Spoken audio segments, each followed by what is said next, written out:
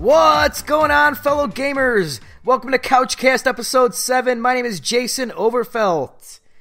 You can reach out to the show at facebook.com/couch1gaming or on Twitter at couch1gaming1. Or you follow me personally on Twitter at thejbone29. All right. I don't know about you guys, but I've been ready for some football. Oh, man, it's been a great weekend. Watching football, playing some games. This is a fun time of the year. All kinds of games coming out. And then football starts, so it's like, you gotta try and cram in another activity with on top of playing like all these new releases. Try and find more time because you're losing at least, I'm just an NFL fan, so you're losing a whole Sunday right there watching football, and then a little bit on Monday night. So, I mean, that just takes away from gaming time. So it's going to be even more difficult to sit here and play all these releases that are coming out, plus the stuff that's in the backlog. But, I mean, hey, some great games coming out, and it's going to be fun watching football. So, I mean, I guess you can't really complain about having so many fun activities to do and watch. With all that said, let's get into Couchcast's top news stories of the week. The biggest news story of the week, at least for me, is Miyamoto confirmed in an article in Eurogamer that Pikmin 4 is in development and it's almost done. Now, this was an interview I think that was done in July, I believe. That's a shock. I loved Pikmin 3. That was my first Pikmin game that I ever played. I thought it was one of the best Wii U games that I've played. One of the best games that I played in that year. I think that was 2013, I believe. 2013. Yeah. A fantastic game. I love that game so much. Pikmin 4, man, that really has me kind of curious. So is that coming to the Wii U or is that coming to the NX or, a lot of questions. Almost done. I mean, I have a hard time believing that they're going to release that on the Wii U. I really hope that that's like an NX launch title. That would be an awesome launch title. Or even if it was like a 3DS title, which I doubt that it's a 3DS title, but I'm stoked for that. I really hope that it's on the NX. I mean, I just feel like games are getting stranded here on the Wii U because there's not a huge audience. I mean, that too, and I don't have a Wii U anymore, so it will give me another reason to buy an NX. So yeah, that's that. But that wasn't the only Nintendo news this week. They also released a trailer for Pokemon Go, I think, in Japan this week. And what that is, that's going to be their first mobile game. It looks interesting. I think that's going to be huge for them. Everybody's been saying they need to go mobile forever if they want to make a whole bunch of money, but the only thing I worry about with them going mobile is that I know that they'll succeed going mobile. That's not a question of any doubt. I worry about that they'll go the route that a lot of these other Japanese companies have, is once they go mobile, they lose focus and stop doing as much or completely stop doing console games. That's my only concern with them is, these companies have to listen to appease their shareholders, and their shareholders want money. And I think Nintendo's going to make a killing on going mobile as compared to home and console, home and handheld games and hardware and stuff. That's just a big concern with me, is they make all this money going mobile that they're going to just stop doing console stuff, which that would be heartbreaking, because they make some of the best games out there. But that game's gonna do a killing. They had some kind of little wristband too that goes with the Pokemon Go, I guess. I'm not completely sure what all that does, but it looks kind of goofy. But that's pretty cool. I'm not big into Pokemon. I've only played like one or two of them for like a very short amount of time. Just not my thing. But that, as far as mobile goes, something that would be more interesting for me would be like an Advance Wars or a Fire Emblem. I mean, those games could be done perfectly, I think, on mobile. Or some of their like puzzle games, like a Dr. Mario or something like that. That would be an awesome mobile game. I don't think you're going to see traditional like platformers from them, at least not at first, because those things are too hard to control on which touch screens. But something like this, like RPGs and stuff like that, will be perfect for mobile for them.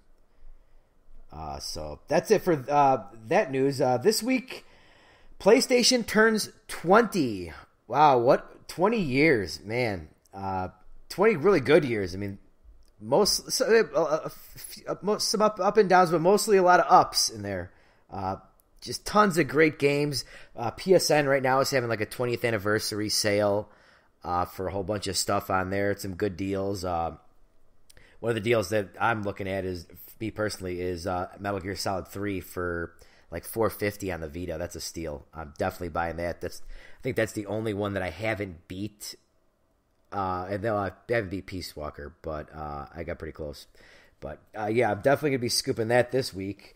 Just brings back a lot of memories of playing the original PlayStation, the PlayStation 2, the PlayStation 2 launch. Just a ton of great games. It's just a shame that none of these games can be played on PS4 right now. There's no PS1 or PS2 backwards compatibility, which just really is a real bummer. I'd love to see all these classics, be available to play on PS4. It really sucks. I mean, some of them you can play on Vita, but there's a lot of them that you can't play on Vita, due to licensing issues, which is a total bummer. That just sucks. I mean, I wish it doesn't feel like a true celebration of like an anniversary, especially with the anniversary sale. That there's hardly anything that you can put on PS4 that can be considered an anniversary. So that kind of puts a whole damper in the whole in their whole 20th anniversary. But soon enough here, I'm going to be looking to reinvest in these old systems that be playing a lot of these classics. They even came out with a Share Factory. Came out with PlayStation. I think it was the PS1, like the boot up theme, the boot up animation for their Share Factories for for their themes, which was pretty cool. Probably put that on a video, one or two videos, maybe, to just check it out. NPDs came out this week. PS4 was the number one console again. It's estimated that Xbox One sold 202,000 units. That was an estimation that NeoGAF put together. Some of the people from there. But yeah, PS4 is just keeping on rolling. In September, I think they're going to have Xbox is going to have a hard time winning September too. I think PS4 had some good deals in September. They got Destiny the Taken King bundle. That's going to be pretty big. Metal Gear Solid 5. That's pretty much going to be looked on as a PlayStation game by a lot of people. I think that's going to outsell. It's going to probably sell the most on PlayStation 4. Xbox One has Forza 5. That's coming at the end of the month, but I don't think the Forza series isn't a huge seller. I don't think lately. Me personally, there's just too many racing games. They're annualized every year. You're getting a Forza Horizon, Forza Horizon. So I don't think that's going to do a whole lot. Even though the the Forza 6 demo is really fantastic, and that's a really good racing game from what I played. But I just don't think that that's going to be a big enough system mover unless Xbox has some crazy deals to dethrone PlayStation 4 in September. But here's the rundown of the top-selling games for the month. Madden was number 1, Minecraft number 2, Gears Ultimate Edition is number 3. So another remaster up at number 3. GTA 5 still chugging along strong at number 4. Damn, I want to get that game, but because this game is just still doing gangbusters out there, they're not having any sales on it. Lego Jurassic World at number 5.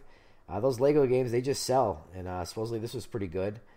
Rare Replay at number 6. That's a nice little compilation. I got to get my hands on that. There's a lot of bad games in there, but there's a lot of good classic games in there. A lot of good N64 games in there. There's a couple 360 games in there that I'd like to play. Viva Pinata and Cameo I haven't played, so might have to look into picking that up pretty soon. Number 7, the highlight for me, Until Dawn.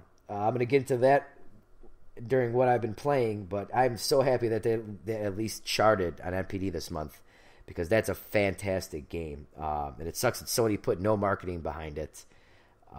But, hey, hopefully word of mouth can do this game justice and people actually pick it up and play it. So Good for them that they charted this month. Number 8, the Call of Duty Black Ops Combo Pack on 360 and PS3. So that's the first 2 Black Ops games packaged together. It's Call of Duty. That they're gonna. I mean, with Black Ops 3 coming out, I mean, why not release a combo of the first 2 games? I wish they would have gone ahead and put it on Xbox One and PS4 too. That'd have been nice. Number 9 is Arkham Knight. No surprise there. It's a badass game. They're really popular. That game's done really well. Number 10, Call of Duty Advanced Warfare, which is a really good game. And so 2 Call of Duties in the top 10. Everybody in the media keeps thinking, oh, is this going to be Call of Duty's on a downswing? Call of Duty's on a downswing. Well, it's plateaued a little bit and gone down a little bit, but I think that's going to return pretty big this year. So that's it for the NPD. I mean, NPD numbers really aren't that, with people buying digital. I mean, it's hard to tell like who's doing what. I mean, one of these games could have sold gangbusters digital and not even, it doesn't give you the full picture of what each game sold for each month, really. So I mean, I wish they would give you the digital sales too, but Microsoft and Sony aren't going to give those out. So that's it for NPD for the month. Now we got a release date next week, September 17th. Shovel Knight is going to be releasing its Plague of Shadows DLC, which is awesome. I am so looking forward to that. One of last year's best games of the year. This year it debuted on PS4 and Xbox One. It's one of their best games of the year. So definitely be doing a Let's Play of that. Stay tuned to the YouTube channel for that. That's it really for the news. So we're going to get into what I have been playing now. And the first game that I want to talk about is, of course, Disney Infinity 2.0 and 3.0. So I went back this week. I got the Disney Infinity 2.0 originally for Xbox One. And, I got it for that just to try out the recording on Xbox One feature. And then when I really started to like the game and pre-ordered the 3.0 Saga Bundle for PS4, I realized I got to get this for PS4 because I want all the stuff to transfer over and all the stuff that I unlock I want to transfer over. So I ended up buying it again for the disc again for PS4. So this week I booted it up for 2.0, started playing through that with Captain America, and Captain America is really badass. His shield attacks are awesome. He's got some good melee stuff. So I played through most of that. I'm almost done with the story on that. But a lot of what I've been playing comes with, I believe they're called the power discs. And it's a separate play set. It's not a play set, but it's a mode. It's called Assault on Asgard.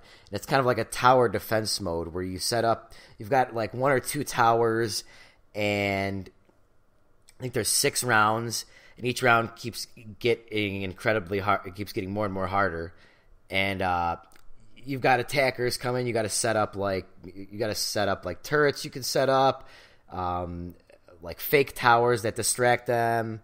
What else? The shields, you can set up all kinds of stuff. And then more and more powerful enemies come and attack you, and you just open up more and more difficult levels. So that's been really fun. Doing a lot of gameplay with that, with Captain America, Thor, Iron Man, building up my 2.0 characters, and then I've been continue playing on 3.0 with the Toy Box Takeover. That is an awesome mode, and that is definitely worth the $20, even though it was really nice to get that as a pre-order bonus from Best Buy.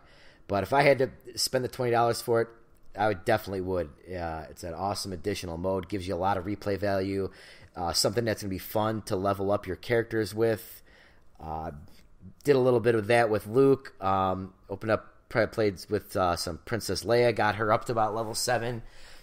She's got some good stuff. I like using her as more of a ranged character. And then I decided to open up Boba Fett and play with him. Oh, Boba Fett is an amazing. They've got his character model is amazing looking. Just the detail to him. Probably one of my favorite characters in the whole game to play with.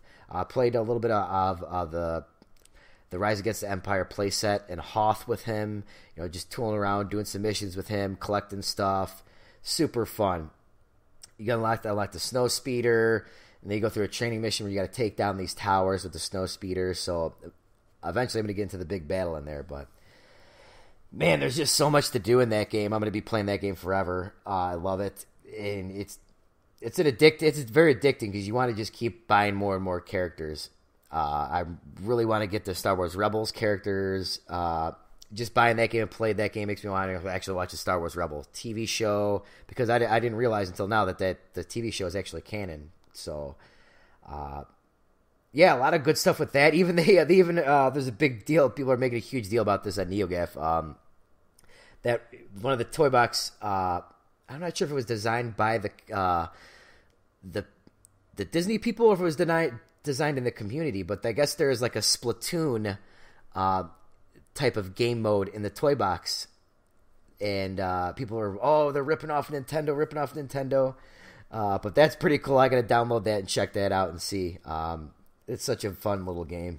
Not little, it's a huge game. It's just a great game. Been playing a lot more Madden. I did a Let's Play with Madden last week where I opened up some packs and got some crazy pulls. 2 elites, one Antonio Brown and an Odell Beckham Jr. Like you are the odds of you opening up 3 packs and getting 2 characters on that level are so stacked against you. I mean, I'll never, at least this year, probably open up 2 packs and get characters of that value again, probably. So that was just awesome. That game just continues to have fun. It's something I like. I like to play with like 1, maybe 2 hours a week. And just go run through the solo challenges. The solo challenges are fun for just quick short games. Right now the solo challenges that I'm doing are you're only playing like a quarter to a half, and they're giving you game scenarios from like last year where you have to like kind of like do what the team did. So that's that's just, it's fun to get in there and just get in there once, twice a week and play for a little while, and then just go back to your other stuff. You got something like that, you're working to build up slowly but surely, and with the it's nice. It's totally worth it for me. Spend the extra $10 for the Ultimate Team edition of Madden to get those 3 packs a week. So you don't have to worry about sitting there playing for hours and hours and hours, which I totally would. I love the game if I didn't have all this other stuff to play with that I'm trying to juggle my time with. So you get, the Ultimate Team version, you use packs at $10. You get 3 packs for like 12 weeks or something like that. It's like $40 worth of content. So for me, that's totally worth it.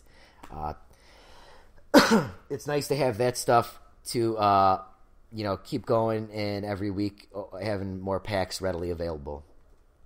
So played a lot of that. Finished up Until Dawn. Oh man, that game is so good, man. It's such so refreshing from all the other stuff that has come out.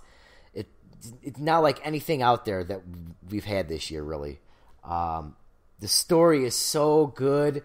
The acting in that game is great. I've only finished with 1 survivor out of, I think there's 8, and I think you can actually save all 8 survivors, which is crazy. But yeah, I finished with 1 survivor. So I think I could have sworn you could finish with actually no survivors. So almost about as bad as you can do. But that's a game that I definitely want to put up on the side for right now and finish some of this other stuff, and then come back to it like another month and see if I can get a few more survivors and see how the story changes. Such a great game. I would totally recommend that for $60. Totally worth it for me. Fantastic. And then the next thing that I played this week was the Destiny 2.0 update. They came out this week and updated all the content, getting ready for Take a King. They changed a lot of the stuff in the tower for Destiny. They let you place a lot of the new Taken King multiplayer maps for this week. A few 2 different modes, Rift, which is kind of like capture the flag. I didn't play any of the new modes. I just went in there and played a lot of Control. Went to the tower, messed around in the towers, saw some of the new stuff. And I really liked what I played. It was fun. I love Destiny. I really do love the game. It has some stuff in there that pisses me off. And so that's why, I've been up and down whether or not I want to get it. I'm sort of leaning towards getting the Take It King right now. I want to see what everybody says when the content comes out. I want to know that it's good content, and not, because the other two DLCs were okay. The first one was The Dark Below. That one was all right. I didn't care for that raid as much as I did the first raid. And then the House of Wolves, they updated some stuff and changed it for the better. The Prison of Elders I thought was pretty good. It's just a lot of the stuff about how they designed it I didn't like. Having the mechanics of searching for etheric light and trying to open up the chest at the bottom. I didn't really care too much about because you can never find keys, and I just didn't feel like. Hopefully, this is less grindy. I still don't mind grinding to level up the guns. That's cool. I don't mind doing that. Hopefully, it's not as much as randomly grindy. I don't like having to keep redoing stuff for a chance at getting something I have to upgrade. I don't, like when you had to run the raids and stuff to get the materials, to have a chance to get the materials to upgrade your guns and your armor. So hopefully they fix a lot of stuff in that, and hopefully the content is good. And then I'll probably spring for the $40 or whatever dollars. I'm not sure. I'm not sure. I have a Destiny on Xbox One, and I'm not sure if I want to get it on Xbox One or PS4. I sort of kind of like the PS4 controller a little bit better. And all the content, there's exclusive content for PS4. So it's like, I have this character on Xbox One, but now that it seems like it's so easy to level up, I guess maybe I'll just get it for PS4. But I'm not getting it at launch. I'm going to wait a week, maybe 2 weeks to see if I feel like I need to get it or if I can wait. Because the last game that I started playing was Borderlands 2, and we're gonna see. Hopefully that fills my itch for first person shooters for a while, to where I can get the Taken King and Destiny out of my mind. But I do like their multiplayer. The Destiny's multiplayer is pretty good. I did have fun playing that. But yeah, I started playing Borderlands 2, and I had never played any of the Borderlands games on 360. For some reason, I don't know how. They just I just missed out on them. And when I got my Vita this year, the Vita bundle came with Borderlands 2, and I think I played about 6 hours of it, and I really liked it and enjoyed it. I'm like, all right, this is really good. And when they announced the Handsome Collection, I was like, all right, I got to get this, and I want to play this on PS4. And it's startling going from Destiny at 30 frames per second to Borderlands 2 at 60 frames per second. It just runs so smooth compared to 30, and it's so much more fun to. I'm not an audiophile. I'm not crazy about it's got to have 1080p 60 frames. I'm not that crazy, but you do notice a big difference going from 30 frames per second to 60 frames. And playing Borderlands, it's a really good game. I really like it, and I'm gonna stick playing with that. I like getting all just the loot getting thrown at you, all upgrading your guns. I'm not sure if the guns are randomized in that. I could have sworn I heard they were just these randomized guns. But it is pretty cool. The one thing, you go from Destiny where it feels like there is a kind of like a lack of, you don't get new guns all the time, to Borderlands where it's like you're constantly getting new guns. I'm not sure how the end content it is in Borderlands, if it slows down a little bit, you're not constantly getting better and better weapons. It slows down a little bit. I'm not sure. There's like a middle ground in there, because I can see where some of the complaints have been, where none of the guns in Borderlands feel special because you're constantly getting more and more guns. But we'll see about that. I'm definitely going to keep playing that. That game is fun as hell. And hopefully that holds off my Destiny itch for a while, until Halo Master Chief comes out next month, or not Master Chief, Halo 5 comes out next month, and then I probably won't even be worried about Destiny. So that's what I've been playing this week. Next week, what do we got next week? Oh yeah, the Shovel Knight, that's coming out next week. I'll be doing some of that. I might even just stream some Borderlands 2 over at on Twitch at Couch1 Gaming 1. That's you can follow me there. Probably doing some streaming some Borderlands 2 this week. Be putting up another Madden Monday Let's Play. Hopefully I get some more pulls like I got last week in cards. Be doing some more Infinity 2.0. I like when I play 2.0. I like to stream 2.0 on Twitch and then make recordings of 3.0. So they have more Infinity 3.0 videos coming up this week. So that's going to do it for this week. We'll see you guys next week. Thanks for listening, and remember to like, subscribe, and share our YouTube videos, and wherever you find our the podcast at. Remember to rate us and leave some comments. Keep on gaming. See you guys later.